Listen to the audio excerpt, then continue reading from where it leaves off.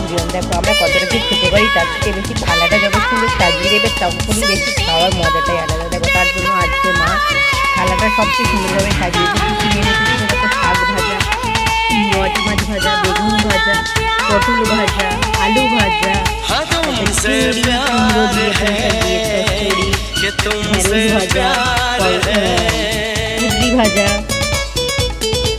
আর দেখো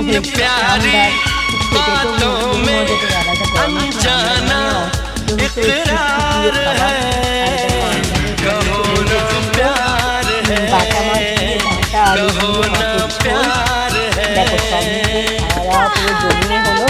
তো তোমাদের লাস্ট পাতে ছিল দেখো, লাস্ট পাতে ছিল দেখো পাঁপড়, আর তারপর দেখো শেষ পাতে চলে এসেছে পায়েস। তো দেখো এই ছিল আমাদের আজকের মেনু। তোমাদের কেমন লাগলো অবশ্যই কমেন্ট করে জানাও, আর ভালো লাগলে অবশ্যই লাইক কমেন্ট শেয়ার করে দিও। চলো টাটা।